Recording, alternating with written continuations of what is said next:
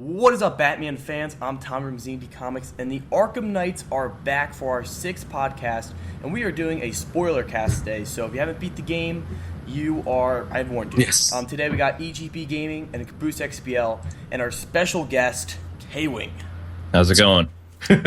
So yeah, K-Wing, thanks for stopping by on the Arkham Knights, man. Can't wait to talk some spoilers. Oh, and I just got a phone call, so Batman's calling. let's ignore that. All right. Okay, so where should we jump in? Because we're talking all spoilers today, and I think we have a lot of gripes about the game, but overall it was pretty amazing. So I guess we can go over, Caboose, what did you think of it? It was a good game. It was a genuinely good game. I liked it beginning to end. There are obviously some things that I can say I didn't like and I wasn't a fan of, but yeah, I really did enjoy the game. And I guess the first spoiler is like the main one that pretty much happens like an hour into the story, and that's the Joker. And he's back in the way that we kind of all wanted him to be back, where he wasn't alive, he's just a hallucination that Batman is going through. So I really love that, and the way he taunts you throughout the game and everything, and some of the dialogue that he has is like hysterical. It's amazing. That was probably one of my favorite parts of the game. He was Batman's he was the psychic of Batman. He was just there through the entire game.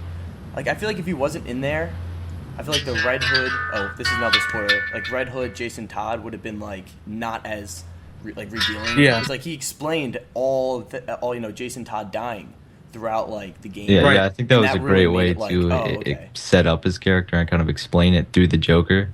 Yeah. Mm-hmm. That was well done. That was good writing. Kaywin, what did you think of Joker in Batman Arkham Knight?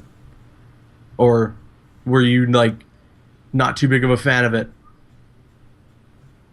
We've lost Kaywin, guys. Okay, so let's go EGB game. Well, you kind of thought your process on the Joker.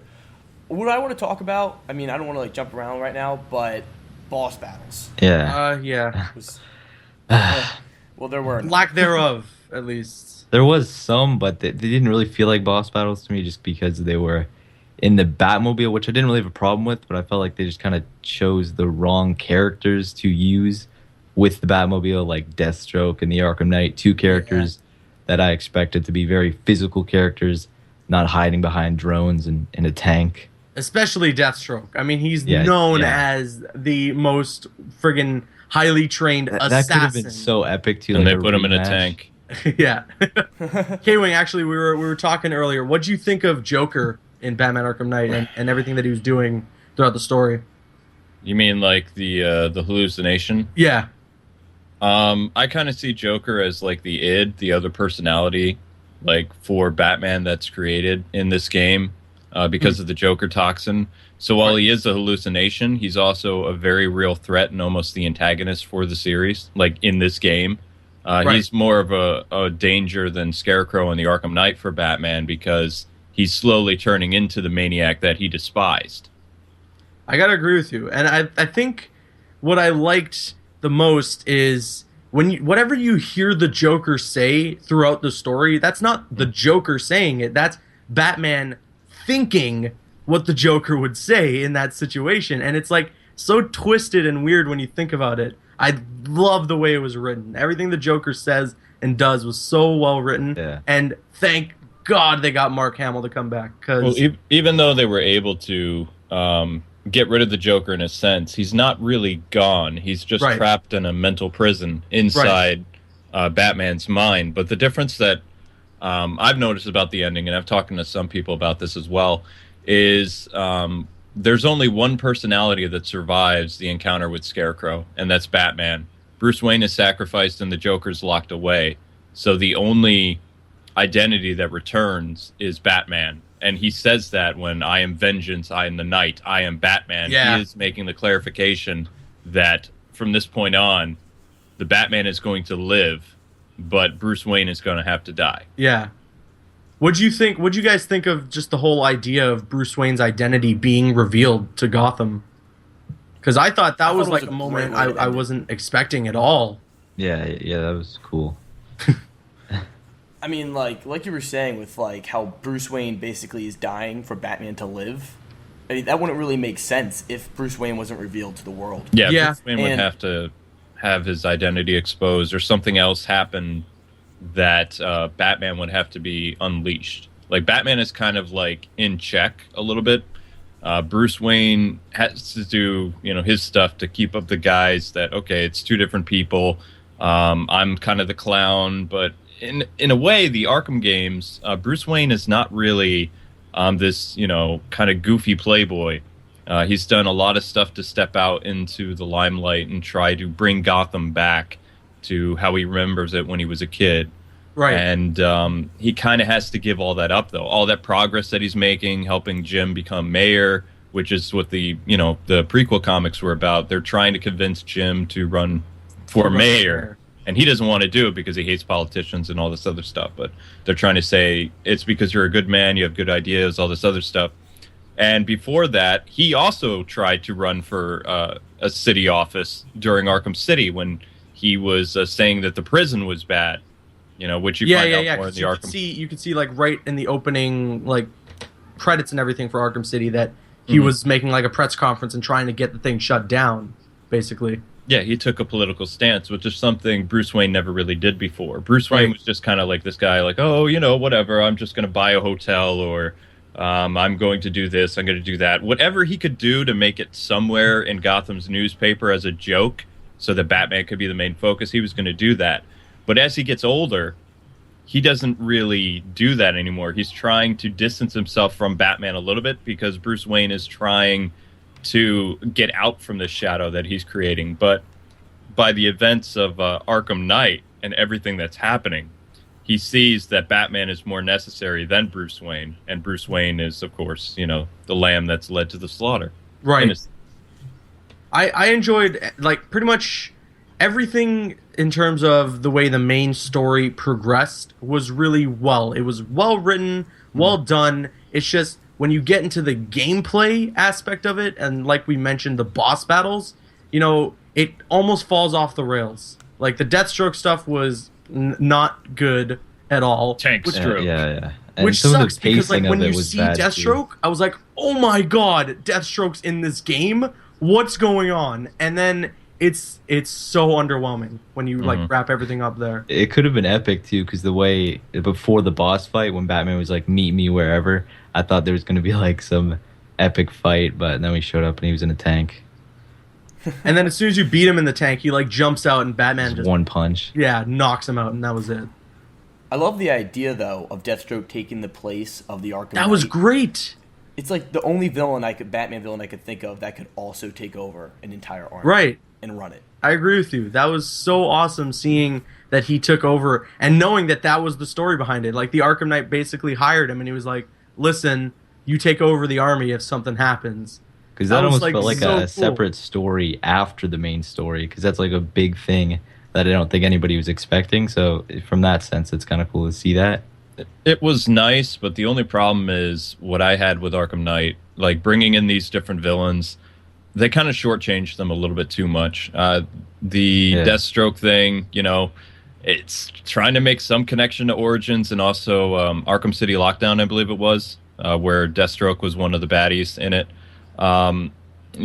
They're trying to establish some type of continuity with what happened with Origins, and even the prequel comics for Arkham Knight, they're doing their best to try to fill in the gaps and fix a lot of the problems that arose because of that game. And another villain that I feel really just was rushed and a lot of people are kind of disappointed with is the Hush mission in Arkham Knight. I knew that was coming. I knew it. It was so short. You beat the entire mission in one section. I really liked the mission, but it was just so short.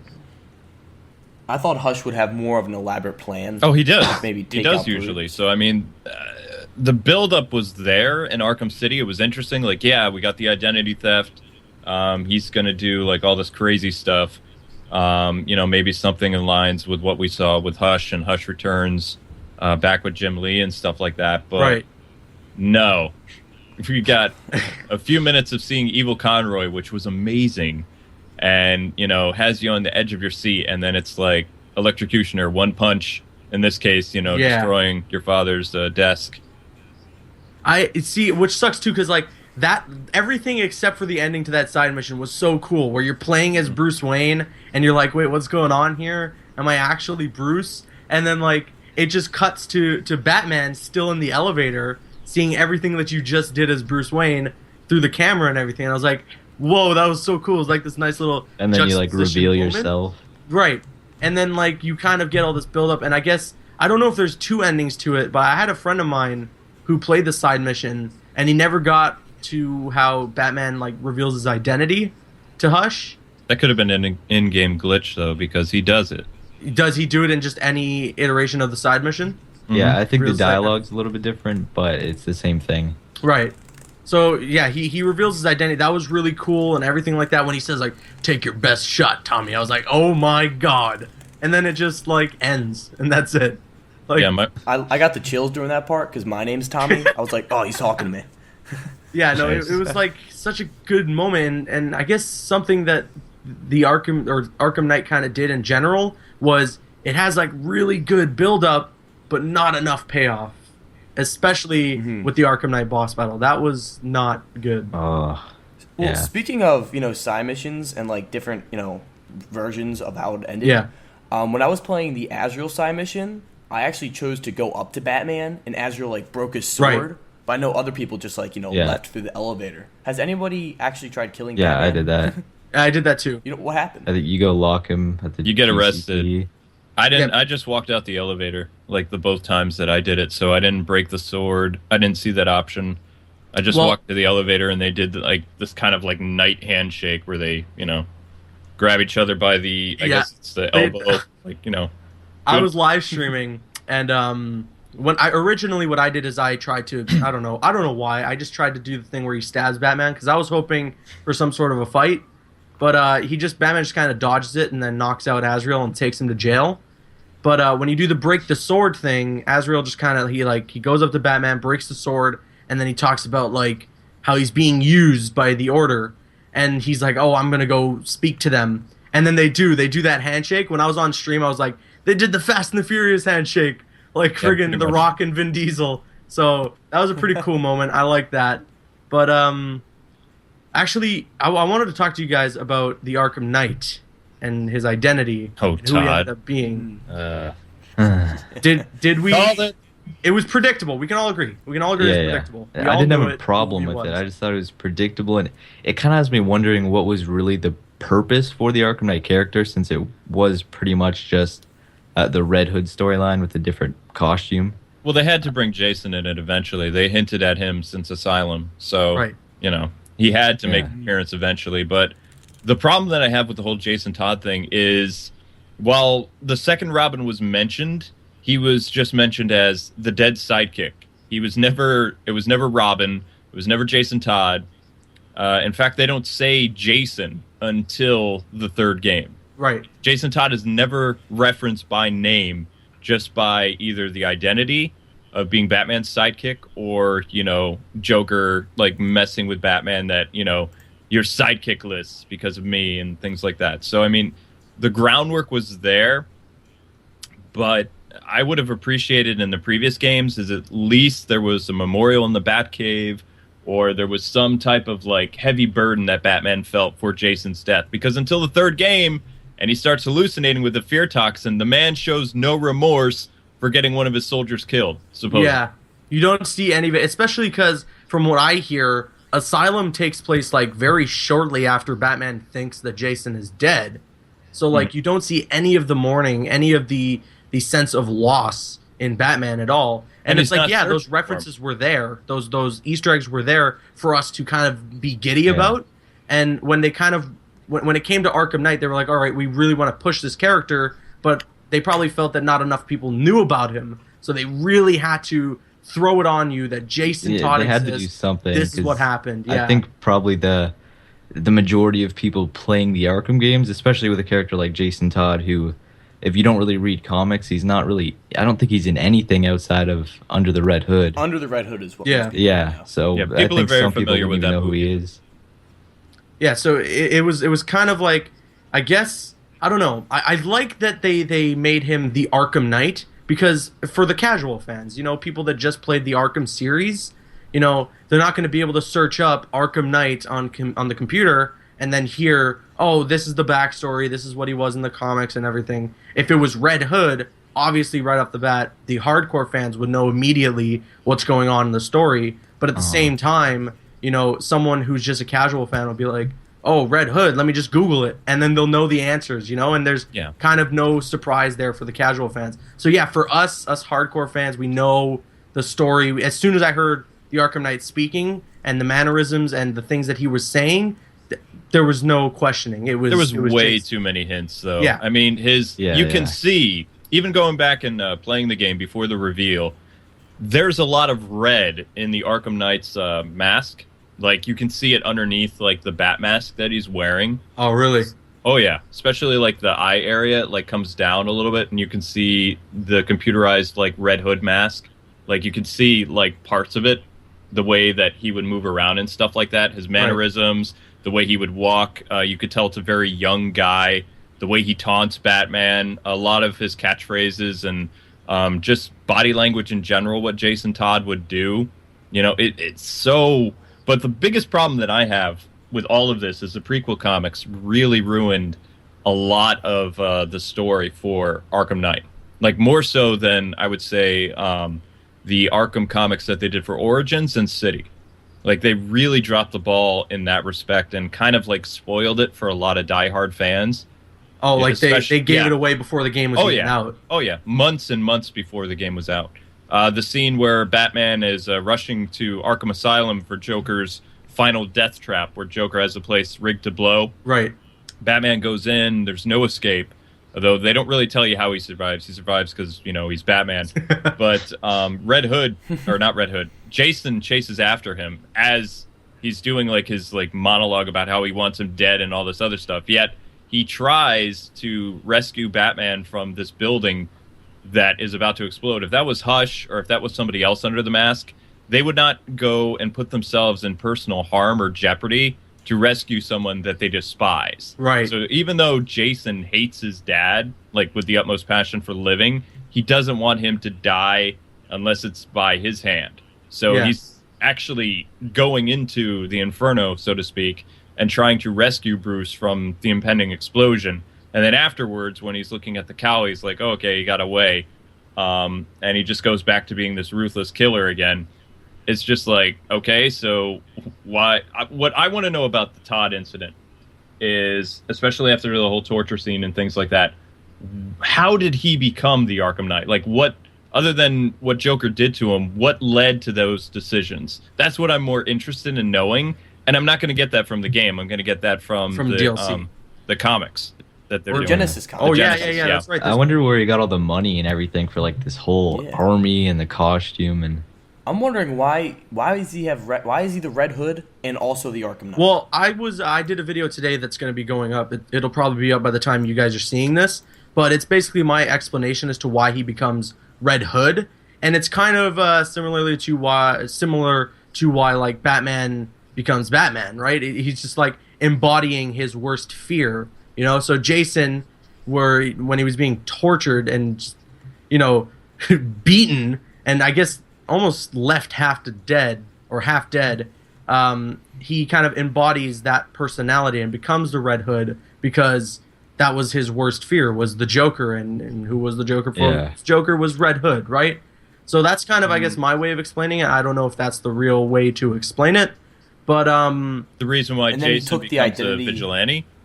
What's that? Is that why you're saying why Jason does what he does? The reason why he after he's done with Arkham Knight, and then with the Red Hood DLC, when he becomes that Red Hood vigilante, I think he takes that on, that mantle. He takes that on as like the same reason that Batman kind of becomes the Batman.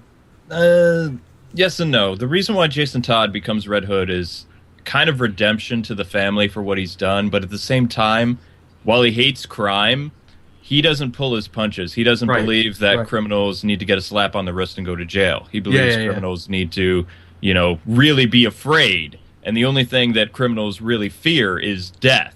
So Jason, unlike any other member of the Bat family, will kill without a moment's hesitation. Right. Because he believes that criminals need to be controlled. They need not just feared, because if they're scared, the petty criminals, they're not going to do as much. But these super criminals, like Black Mask, the Joker, Penguin, and things like that, they're not going to respect somebody for long that just goes around breaking every bone in their body.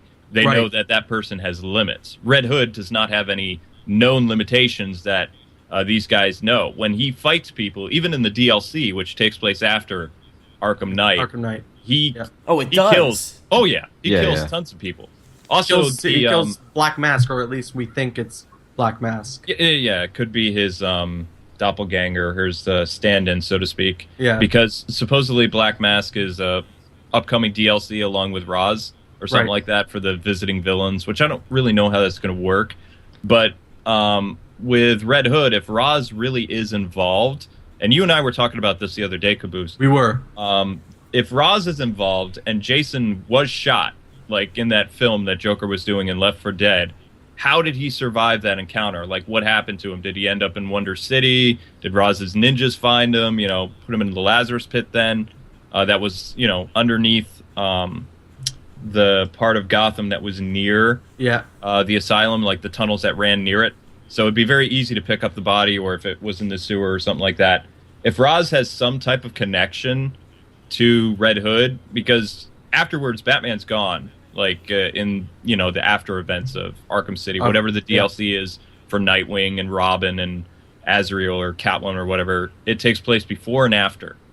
So we're going to see kind of like what Gotham is like without Batman, and probably get a little bit more fill in the blanks for stuff that happened before it. But I'm just interested to find out the how rather the why. You know. What do you guys think?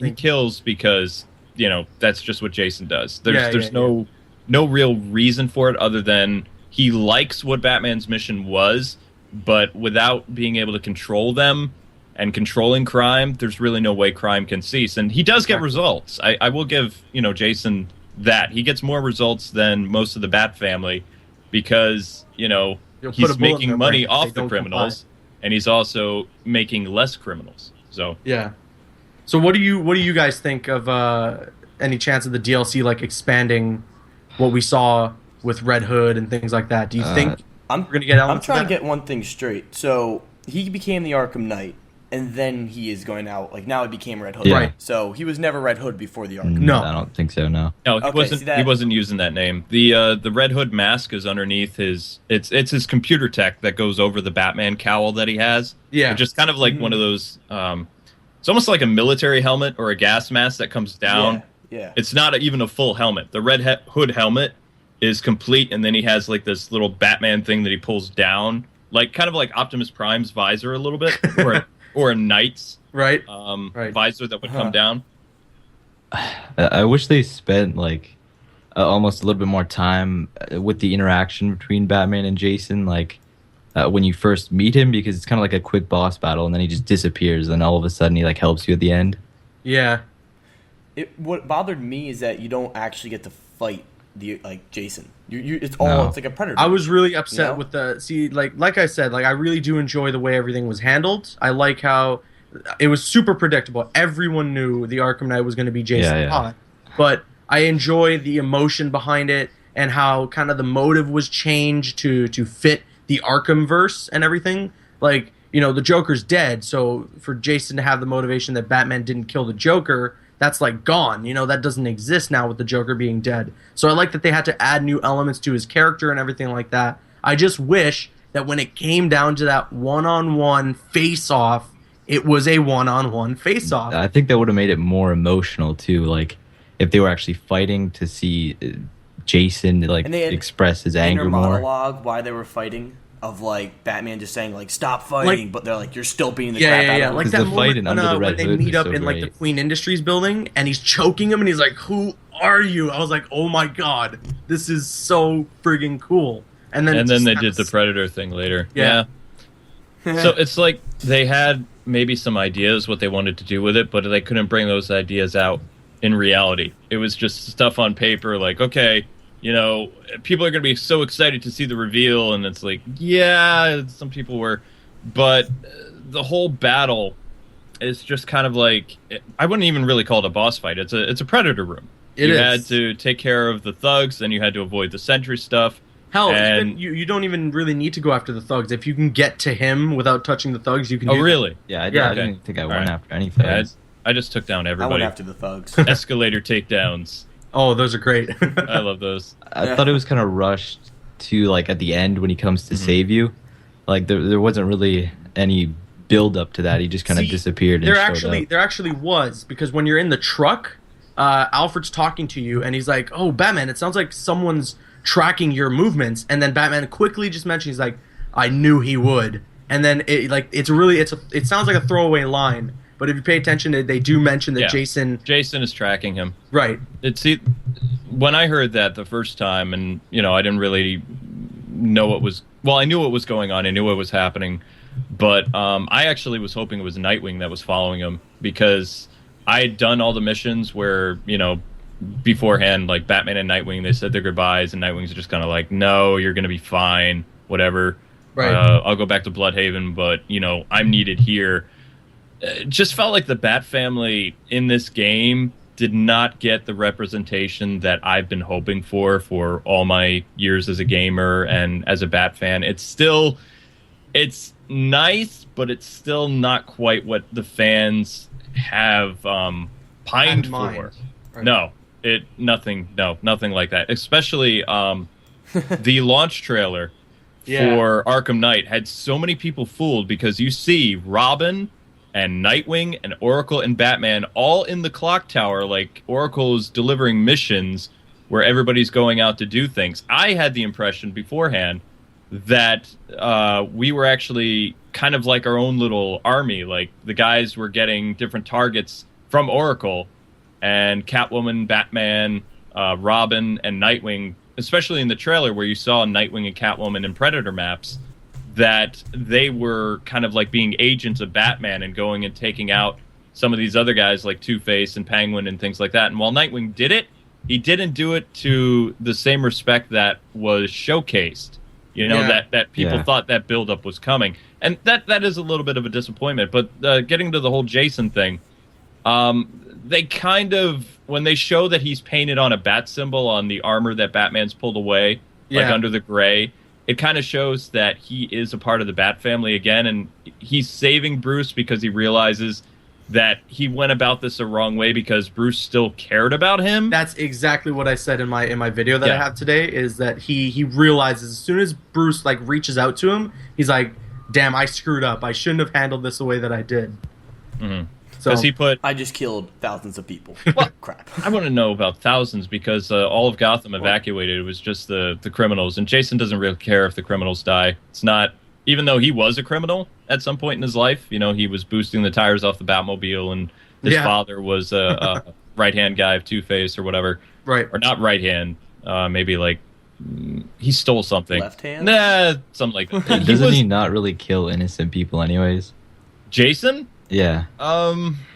He has on some occasion, but not as much. Like, he only punishes people that he thinks are guilty or connected. So the term innocence is very blurred for Jason, which he's clashed with Bruce and Dick on numerous occasions, like whoever's under the cowl. Sometimes Dick is kind of like, sees this as Jason is doing good as a crime fighter, but he has some things wrong. Like, he really stretches that gray area. And Batman doesn't like when Jason kills at all, So Yeah. Which is why I just love that character in general. And because I have such a passion for the character of the Red Hood, it was essential that I enjoyed the way that they handled him as the Arkham Knight. And luckily I did. It's just, it didn't follow with a good enough boss battle. Or even a boss battle at all. Boss battles at all in this game. It's all the dual takedown No stuff. boss battles. The dual play was their big push along with the Tankmobile. And, they What we they did get, sacrificed some though... stuff. Yeah, well, we got some, I wouldn't say boss battles, but when you're fighting, let's say the helicopter, they have their own meter that you have to Well, it's lower just all in the down. tank. Yeah. Yeah, exactly. I think they had so many Everything was great in the tank. characters that could have had very unique boss battles, like Man-Bat and stuff like that. Yeah. I don't really know. I wonder what the decision was as to why they didn't unless they just wanted to tell more of a cinematic story with less boss battles and more story focus with cutscenes and stuff. Right. But I don't know. Yeah, it's unfortunate. There are some things that, and I don't want anyone watching to think that any of us hated the game here. We all, I'd say that we all generally did thoroughly enjoy it, right? Yeah, absolutely. I loved it. So, I don't think that to any extent that any of us here hated Batman Arkham Knight. It's just No. we have to express what we saw wrong with it in order for developers to understand that, they did a good job, but there's stuff that they could have been able to do better. You know what I mean? I think I have the most to say about my problems with the game, but I have way more positive. There's more things that I like about the game than things that I don't. Right. Yeah, I mean, like the visuals, like when you're actually playing as Batman, just gliding around. I guess the size of the city, all of those things are done perfectly. Yeah, Absolutely. This is probably the hands down the best Arkham game in terms of gameplay. Yeah, that's what I say too. If you're just looking solely at the gameplay mechanics in Batman Arkham Knight compared to the other Arkham games, it's definitely the best. Like, I played Arkham Knight, and you have that. You have that grapnel boost where you can go so fast and so high. Mm-hmm. I have that, and then I played Arkham City a little after, times. like a little after I had that boost and everything. And I was playing Arkham City on PlayStation Now, and I was like, man, you glide so slow in this game compared to Arkham Knight. And it was like almost boring me because of how fast paced and that like adrenaline rush that you get for gliding so fast and like, maneuvering through buildings and everything. Almost as if you're really flying and everything. It was so cool, and the gameplay in Arkham Knight is just overall fun. The combat is done to a T, I think, this time around with the new enemy variations and everything. It really makes combat something new and refreshing. Predator It stuff, makes you think more. Yeah, Because exactly. you have the medics you have to worry about. Then you have the bigger brute characters that they also have knives. And I did feel that it was a little bit harder to disarm people than it was in the other games. Though I mean, I'm not just talking about where you destroy their weapons. I'm talking about just regular disarmament from throwing a batarang or using the back grapple. It seems like you have to have additional upgrades. Like if you throw the batarang to knock the gun out, you have to get like a batarang gun like disarm or a back grapple disarm, and that to me just kind of was like okay, because at the start of all the games pretty much, if you were to throw a batarang or do something to spook the thug in combat, they would drop their weapons. The military guys, they don't. So you either need to sabotage their guns or you need to do the upgrade where you just like disarm them completely. Which I didn't mind because it makes sense. They're these military guys. They're a little more on the ball than your average thug. The thugs would do that too, though. They had the same. The thugs had the same animation. Yeah. Mm-hmm. I thought some of the Predator stuff was not really easier, but some of the situations I found a little bit easier just because in this game you can punch people when they're on the ground without having to do a ground takedown. Yeah. So and if there's you can like use two or the three remote people, hack better than in Watch Dogs. Batman Arkham Knight, a better Watch Dogs than Watch Dogs. Yeah, pretty much. I love what they did with the remote hack. Like, there's things that you can blow up with it. You could blind sentries, all kinds of things. The disruptor's cool too, like how you have those guys who can detect your detective vision, and then you can just use the disruptor on the little gadget, and they'll just get electrocuted. That's so cool. I thought that voice gadget was really cool too. Yeah. Environmental takedowns were absolutely to a T, like you were saying with like gameplay. I mean, like you could every time there was a lamp, I was cutting that. I mean, every time they light up, was it like blue or green? It's blue. I was like, yes. Yeah. With the environmental takedowns, those are great. The Predator stuff is done really well this time around. The combat is just really fun. But yeah, overall, Arkham Knight, it's the best gameplay experience you'll get out of a Batman game. But that doesn't mean it's necessarily the most overall package. I still do think Arkham City is the best Arkham game. It's the definitive Batman game. That is the one that sold it for me. So, well, it changed the initial formula. The first game, Asylum, was more like Metroidvania. It was more exploration, with the close walls and the claustrophobia and everything. Yep, it really put you in the confines of the Asylum. And then with City, they were like, "Hey, you have half of Gotham to explore," which wasn't really half of Gotham; it was old Gotham. And they kind of kept some of that Metroidvania aspect. You could still explore under the sewers and go into the subway some buildings were accessible. You had the rooftops, you had the alleyways. The only thing that was missing was, other than gliding around, you didn't have a means for transportation. There wasn't really a bat cave per se. Alfred was sending you stuff in the field. So, I mean, it was missing some elements, but for the most part, story-wise, gameplay, the challenge maps, the characters that were introduced, the storyline, it was the full package for Batman. Arkham Knight, it had a lot of potential. I don't think it's as bad as a lot of the fans are. A lot of the fans are very disappointed about the challenge maps and not being able to play as the additional characters they bought. I'm sure Rocksteady is going to do something to amend that eventually, but I really hope so. really is there. My biggest disappointment with them is in terms of the characters that they used in the storyline, from the villains to the heroes. It doesn't really feel like what they were promising. It's there, but it's really not. It's mostly a Batman story. It's be the Batman, and the allies are just kind of being ostracized like the entire time. He breaks ties with everybody in the game, like before the end. The stuff he pulled to Tim Drake, that partnership's going to dissolve, even without if Batman showed his secret identity or not. Batman and Robin were finished at that point. Oracle was kind of upset with him for locking Tim up, and don't get me started on the whole Oracle Tim thing that just bugs me to no end. That's a really weird choice. I wonder why they did that. They messed up. That's what they did. Because the necklace that Oracle is wearing is Richard Grayson's from the Haley Circus. That is a Easter egg that Nightwing and Oracle fans would know what that is. So when we saw that, back in the day when they released that screenshot of Oracle like doing stuff and going in the clock tower, you saw the Richard Grayson necklace. Why is she wearing Tim's stepbrother's necklace when he is marrying her? That's just all kinds of wrong. Okay? What's the age difference like between Oracle and Tim? Oracle's old. I thought Oracle and Nightwing matched up a lot, better than Oracle and Tim. Of course they do. They always do. And they were together in the Arkham comics and the continuity beforehand. So, in fact, in the prequel comics, Tim and Babs aren't even a couple at all. They're not even dating. Well, I guess maybe then there's going to be some sort of explanation. Like, I know we were talking about this the other day as well, where I guess the only thing it comes down to is something probably happens between Grayson and Oracle, like a falling out on the levels of, Oracle just kind of like she never not really liking him anymore, I guess. I don't know. They should just have a DLC where Tim and, Barbara just, break up and then, they get with Dick. A whole DLC just to, clear everything up.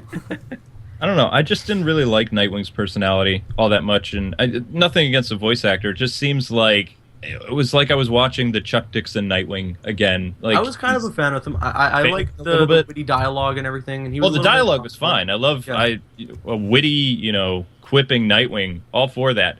It just felt like the way he was interacting with Bruce, there was kind of some resentment there, and Bruce didn't really trust him. It felt like, I don't know if you guys are old enough to know that the Chuck Dixon Nightwing was kind of a whiner.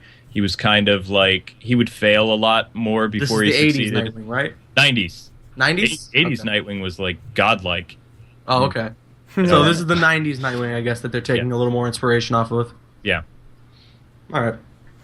I'd say overall that Batman Arkham Knight, it was a good game. It's not the complete package that City is. It's not that that super rich story that Asylum was, but it's a really damn fun game and it has some really damn good elements in it. It just falls short on some certain things that we've all mentioned, but it's just a good game. I really did enjoy it from beginning to end. I'm still going to be playing it for the next couple months, maybe even years, so in that sense I loved it. Just the free roaming in general, like going, a lot of people don't like the Batmobile. I agree. I don't like the tank aspect of the Batmobile and the fact that you have to use it for probably about 65-70% of all the puzzles in the game. But the Batmobile itself, I mean, you can attack other cars with the missiles. You can even plow into them. When you get the upgrade, when you have your boost on, that's very satisfying. The car, it maneuvers through the streets effortlessly, and it's just, it's a great vehicle outside of the tank. It's fast, it's efficient, it's what we wanted. There's some things that would have been cool, like, being able to use a back grapple for tighter turns and You know, maybe being able to disarm stuff with like a EMP thing that it would have, or there was so much possibility. But it's still, at the end of the day, the Batmobile, it was all right. You know, gameplay is definitely what's going to keep people coming back. Story wise, it's not bad. It's just like for diehard fans, casuals won't really care either way. But a lot of diehards are disappointed, people who are fans of the Arkham series. And you see that a lot on the forums and the internet in general, Twitter, Reddit. Right. I think this. I mean, to be optimistic, like, let's say that all the DLC we're going to get with the season pass, with all, like, you know, more AR challenges for characters, if they, like, really fill in all the blanks that we are, you know, questioning about, I feel like if there's a Game of the Year edition with all the DLC thrown in there, it would, like, that would be like everything that was missing. Apparently, it's almost like an unfinished game. Yeah. So, like, I know it's kind of hard sadly. for me not to feel like some of the. I could see why people are getting frustrated over the DLC if there is things that are explained through the DLC. Because I know some people are probably just like, well, why wasn't that? What's in the point of the 100% ending and all this other stuff if there's more to the storyline after? Yeah, I've gotten those questions too. And it's like, well, I mean, DLC is necessary in this market these days. People don't like it.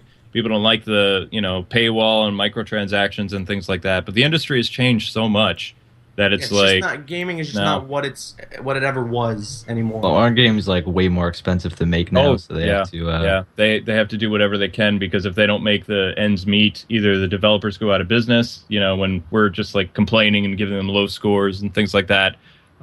You know, their livelihood is affected by this. So sometimes, you know, for the really diehard people that want to buy the extra skins or some of the DLC or stuff, it's there for people.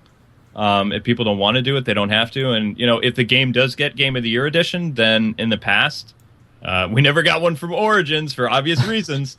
But I could definitely see a Game of the Year edition happening for this down the road, which will ease a lot of people's complaints. But it all depends on what the DLC is going to offer. If it's anything like Harley Quinn's Revenge, and not so much what we saw with the excellent Mr. Freeze, which was the only redeeming quality of Origins. Origins, yeah. Mm-hmm. Then Rocksteady is, you know, in a sinking boat.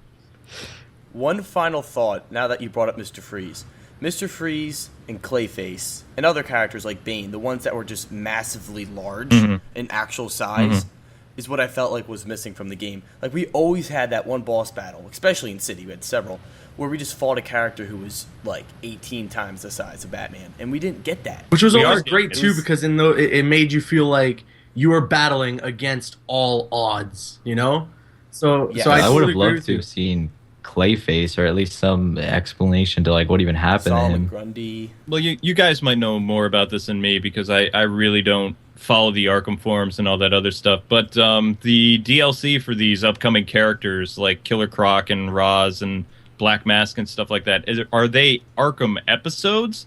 Or are they actually in the main game? Like, are they adding it to that? I think they're Arkham episodes. Well, what it is basically the DLC is called The Season of Infamy, and what it is, the explanation of it is that they're new supervillains invading Gotham. Yeah, so more side missions. So I guess maybe more side missions. I don't know how it's going to work, but that's like the explanation that we were given. Wheel? And I'm pretty sure, I'm fairly sure that any DLC that we get here from here on out that's like story based is going to be longer than the Harley Quinn and Red Hood DLC. Yeah, it's like 10 minutes for the Red Hood one. Yeah. That was disappointing. Yeah. well, the story, it's not that those stories, I mean, those things are always short. The Robin DLC from Arkham City, where he's going against Black Mask in the train, like when he's trying to get out of Arkham City and Robin stops him. That whole thing takes 10 minutes. But the redeeming quality was Robin, as soon as you downloaded him, you could go into the Riddler challenges and use him in every single map. Exactly. That's what upset people, because, yes, we paid the extra money for Red Hood, but then they were like, okay, you know, we're just giving Harley Quinn away. It's like, that's great, that's fantastic. Why can't I use them in the AR challenges? Why is it only Batman? That's where they had a huge blunder.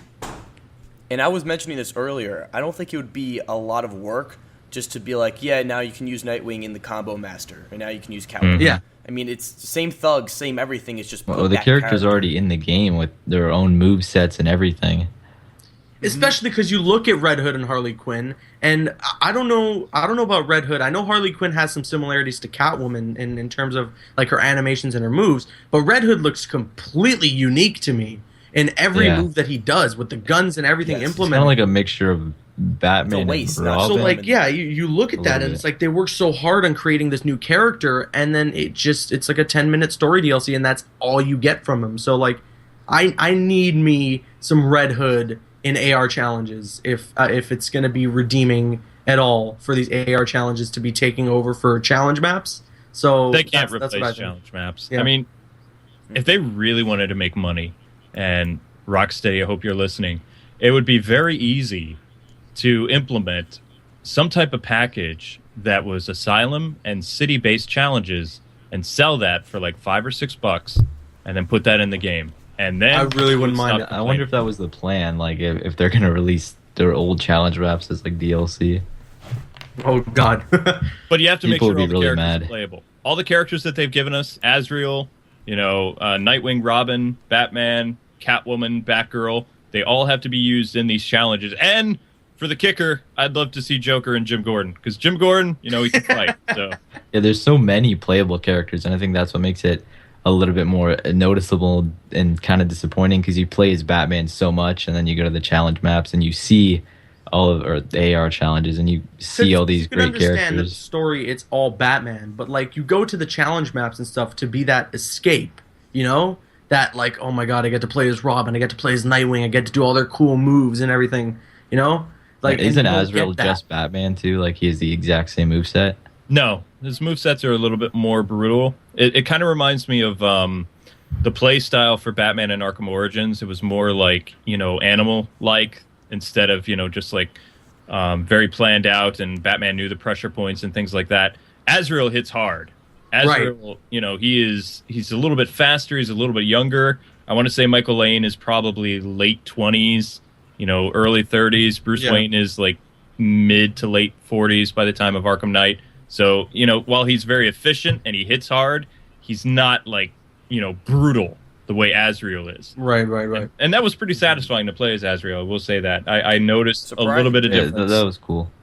So that was cool. Nightwing still plays the same. Robin, I couldn't quite get some of his old moves to work, though, like where he spins around and hits people with the staff and some other things like that. I just couldn't get that flow when I was using the characters, especially during my live stream and the walkthrough. So Yeah, I noticed that a little bit with it's there. Nightwing too. It is there, but I don't know how to do it. I've seen it happen. I've seen him do his kick thing with either his nightsticks or whatever. I was able to do the stun charge and the ground slam. Right. Like some of the other moves, I don't know. It didn't feel quite like what I was so used to, and I'd practiced for months and months and months before the game came out, and it was just kind of like, yeah. And the blade takedown is annoying this time around too. Well, I think that just about covers it. This is probably our longest episode yet, which is fair because Probably. this would be this is our first podcast where we're really getting all To our talk about thoughts the on game. the game out, and talk Yeah. about all the spoilers and everything. So yeah, I'd say this was our longest episode yet, and we pretty much covered everything we wanted to cover. We got the Arkham Knight's identity. We talked about Joker, Batman's identity being revealed at the end, everything like that. Did we mention the Nightfall Protocol? What we thought about it? No, think we so. didn't. We didn't really get into it. That's the only thing. Should we? Yeah, if you want to. Sure. Yeah. All right. This is a spoiler cast. All right, let's talk about it. So we all know what happens during the Nightfall Protocol. Mm-hmm. I thought it was pretty well done. I like games that are kind of open ended that that creates conversation that lasts longer than just a closed book ending for a game. It's Uh-huh. very Dark Knight Returns and Nolan-ish. Mm-hmm. Like, But in the really sense that Nolan-ish. it's those themes, but Mhm. placed in the Arkhamverse, and it fits well, I'd say. I enjoyed the whole thing going on with the scary Batman at the end, and there's nice things that you can kind of piece together to create a well enough theory, like what I did with my video. Mhm. And there's a lot of like puzzle pieces that are there. It's just how do you connect them?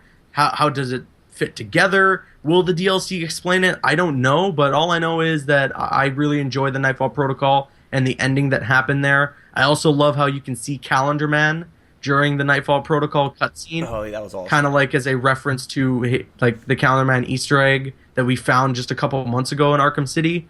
So like they did a lot of really good things with the Nightfall Protocol, I'd say, and I thoroughly enjoyed it because it was an open end, and I like open endings. I don't know if that's just me. It was satisfying too. I mean, like, Commissioner Gordon becoming mayor. Right. I mean, if you don't like Oracle and Tin, you're probably pissed. But that still was pretty satisfying to have like an ending to everything. Yeah, like it wrapped up their stories while continuing Batman's in a way that we're not sure of, which is, I'd say, a good thing. Because, very good. Well, thing. to me, it Next makes month, I'm sense that they would about it. keep this to be an open ending because I'm sure they want to keep the door open for the possibility of coming back to this Right. universe for a future game or whatever. Right. What do you That think, would be K-Wing, of the Nightfall protocol? Well, I mean, this is definitely WB's cash cow property. I mean, Right. I don't know. Originally, I was hoping for kind of like a Battle of the Cowl type instance where Grayson became the Batman, but basically what we saw in Arkham Knight, the interaction and things like that, Grayson is in no rush to, realize or even think about the importance of Batman to Gotham. He's more worried about his own career mission. and Yeah. his own thing. He doesn't want a boss looking over his shoulder. He doesn't want to protect a big city. A lot of people, it was interesting to watch people's reaction because they thought Batman killed Alfred. And it's like, no. You can see the explosions. The door happens first. If Calendar Man or Lex was responsible for offing Batman, first they would have to know in advance who he was in order to get down there, because he just announced it like a little while later, and you don't know the time period of how long it took to get to Wayne Manor. You had all the reporters there, so somebody would have to know. So, I mean, the explosions were all the protocol. It was the Martha thing, because the door goes first, and then the Wayne Manor goes up with the thing. But before that, the Batmobile and the Batwing, which has been circling the skies forever, also have controlled explosions that happen a little while after. Right. So this was all Batman's doing. It wasn't order. It was destroyed all definitely the Batman evidence. faking his death to kind of Nolan take did. on the role of Batman full Exactly. time. If you guys complete, well, I mean, you did complete the Riddler thing with a Catwoman. It's kind of hinted that there's going to be a relationship there. He's, put Talia past him. He's realized that Selina is good for him. So a lot of people believe that Alfred, Selina, and Bruce or Batman leave Gotham. They go somewhere. But then you go back to the whole Nolan thing where the world is too small a place for Bruce Wayne to just disappear. Yeah. So, it's a satisfying conclusion to the series, but at the same time, it's just kind of like, what? And the ending. Yeah, I know some people don't like it because it's kind of confusing, and I know some people just wanted to have everything explained to them and not really be like, oh, what's going on? I don't necessarily want it explained. The Batman thing at the end with, whatever that Batman is using the fear stuff. A lot of people like to believe it's Bruce. I still think it's Bruce, but it's not Bruce. It's Batman solely. Bruce Wayne is dead. He's Batman full-time now. He is in the complete mindset as Batman. He has nothing holding him back. No ties except for wherever Alfred is, probably in Tahiti, He's just gone back to taking out thugs the regular way. He's not going to be out in the open anymore. There's no super criminals anymore because they don't have that persona to kind of leech off and create their own mayhem. They're just all criminals, and they're all going to be dealt with the same way. So, Batman's happy about that, apparently. But it was interesting to me, and I watched the ending again, that you can see as the figure is pillowing in smoke with the bats above in the alleyway, there's a mist that's growing as Batman is growing. So somebody is using Crane's fear gas. Fear gas, yeah. Mm-hmm. See, that was my theory, is that Batman is using some form of a manipulated fear toxin. Yep. And he's using that just so that just as he mentions in the Riddler side mission, like you were saying, where he creates a new myth. He creates a new Batman. Because who's going to believe the thugs when they say, yeah, there was this giant bat and he was all fiery and then he flew at us. No one's going to believe him because A, they watched Wayne Manor explode, so they all assume that Bruce Wayne is dead, and B, they knew that Bruce Wayne was Batman, so with that, they think that Batman is dead. So well, also you have to know that the Bat family went and probably investigated as well. Right. Tim would probably be horrified. His stepdad just blew up. The cave is destroyed. We don't know if the technology in Wayne Tower or the Clock Tower or the other little bunkers that we go to in the city, if all those gadgets were like malfunctioned and also like just disappeared. But when you the reason why I strongly believe, along with you, that Bruce Wayne is Batman, the Nightmare Batman that Scarecrow sees is exactly the same Nightmare Batman that the thugs see. So it's not Azrael.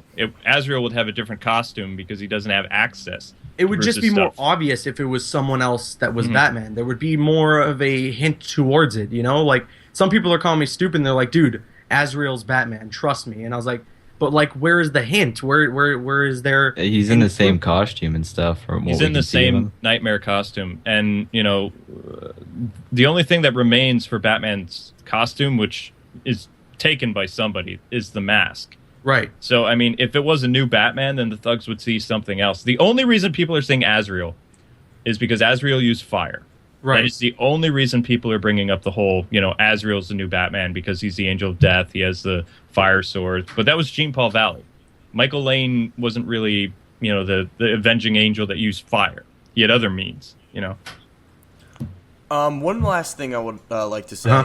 There is a secret door, I think, in Chinatown that when you go up to, it's locked. Really? But, like, they give you the option. It's like, yeah, this is a locked door. I mean, you guys haven't heard about that yet? I haven't heard about that. No. I had a few theories. A, it could be, like, possibly set up for, like, a future DLC that, like, then eventually we're going to go in the door. Or maybe we had to unlock it somehow, like, in the game, just no one has found out. Huh. You didn't find this out. Because I I was looking on Reddit and the forums, and people were looking for like a secret entrance because they know I'm sure there is somewhere. Yeah, I'm sure there's something secret, like hidden door, because that's Rocksteady's forte. Like if there was an asylum and that was so small. Right. Here, I'll send you guys the link after this, but I mean, I guess that's a topic for another day. I guess so, We yeah. don't know what's inside. Yeah, that's interesting. But do look it up. It's in Chinatown. I'll send you all the link. We should probably put it in the comment section of this video so everyone can see what I'm talking about. Right. So yeah, you guys can head to the comments if you want to see what we're trying to figure out. We can theorize about that. That's pretty cool. In the comment section. But yeah, overall, I like the Nightfall Protocol. I thought it was really well done.